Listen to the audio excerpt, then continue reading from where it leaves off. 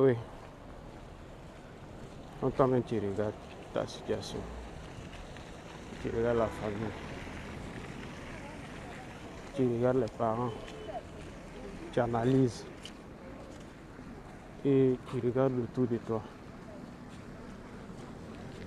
Ton environnement te dit quoi? C'est chaud, tu sais que c'est chaud, tu sais que demain là, tu n'as rien à manger. Tu sais qu'il n'y a rien sur ton compte, à savoir même si tu as un compte, il n'y a rien sur ton compte. Et tu arrives à ronfler. Ronfler, il veut dire à dormir.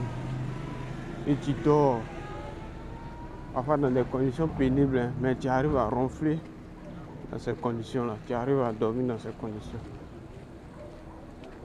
Pas même une nuit où tu vas prendre pour dire non, il va réfléchir à ma vie, qu'est-ce qu'il va faire pour pouvoir changer la situation dans 2 ans, dans 3 ans, dans 5 ans. Mais tu arrives à ronfler, tu ronfles, c'est toi qui dors seulement. C'est-à-dire tu es champion dans le sommeil. Mais quand il s'agit d'investir, d'entreprendre dans quelque chose, tu trouves que ça ne te ressemble pas. Non, c'est trop fatigant. Non, il y a soleil. Non, je vais transpirer. Non, il y a tel diplôme. Non, mes camarades vont penser ça de moi. Non, les voisins vont dire c'est ce que j'ai fait. Non, et mes frères qui sont au village vont dire non, c'est ça qu'il fait maintenant. Mais quand tu as faim, tu as le courage parfois d'aller vers les gens pour dire que tu as faim. Vous savez, la vie qui est là, on est vu que c'est qu'on choisit. Hein. Ce que tu vis aujourd'hui là, c'est ce que tu as choisi hier, c'est ce que tu as choisi avant-hier. Donc si tu ne veux pas vivre les mêmes choses demain, à partir d'aujourd'hui là, prends un risque. Prends ton risque à toi. Et débrouille-toi. Forme-toi dans le risque que tu as pris. Cherche à t'améliorer. Il y a un chemin. Tu as ta conviction, tu t'engages dans ce que tu penses que tu peux réussir dedans. Engage-toi. Engage-toi. Au départ, il n'y a pas de résultat. Au départ, c'est compliqué. Au départ, c'est bizarre. Mais avec la persistance, la continuité dans les efforts, ce qu'on appelle la persévérance, avec l'insistance, avec la consistance, un jour, la nature va avoir pitié de toi. La nature va t'ouvrir une porte, même plus grande que ce que tu espérais. Que chacun se lance dans un domaine. Moi, je ne demande pas à ce que les gens viennent me rejoindre forcément dans mon domaine, mais choisissez quelque chose et devenez esclave de cette chose-là pendant au moins 1 an, 2 ans, 3 ans, et dans 5 ans, on fait les résultats. On voit les résultats. Forcément, tu ne peux pas sortir comme ça à zéro dans une activité où tu as passé au moins 1 an ou 2 ans.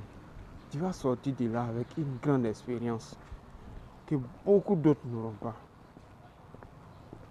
Mais on reste à regarder dehors, on regarde dehors, oubliant ce que nous vivons au quotidien.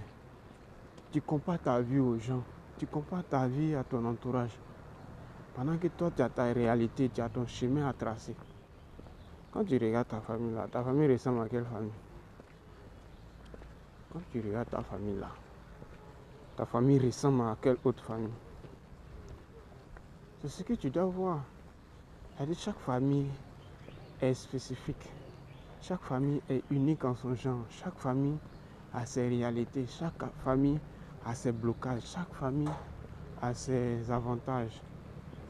Analyse simplement ta propre famille et puis cherche à voir comment les parents se sont battus. Qu'est-ce qu'ils ont fait depuis longtemps mais qui n'a pas laissé quelque chose de périn, quelque chose de profitable pour la progéniture à venir, pour les enfants qui viennent après.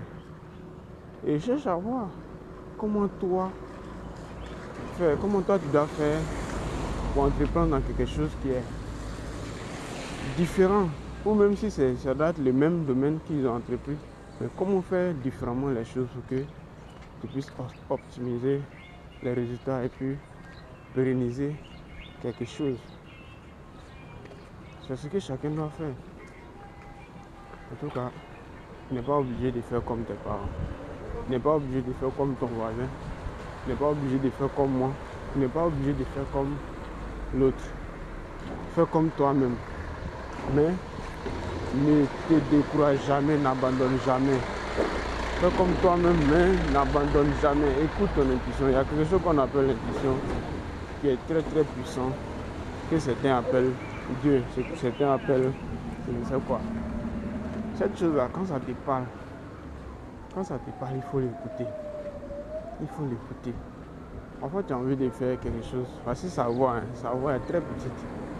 Tu as envie de faire quelque chose. Il y a une grosse voix qui te dit non, ne fais pas. Non, voici les risques. Voici si tu fais ça. Voici ce à quoi tu peux te heurter. Voici ce qui peut te bloquer. Voici là où tu peux avoir l'échec. Mais il y a une autre petite voix qui te dit mais c'est quand même possible, non? C'est quand même possible, non? Et si ça réussit? Et si ça marche? C'est cette voix-là que tu dois écouter. Donc, arrêtez de faire comme les gens, arrêtez de faire comme les autres. Faites comme vous-même, écoutez vous-même. Votre voix intérieure, là, écoutez-la. Elle va mieux vous diriger. Elle connaît mieux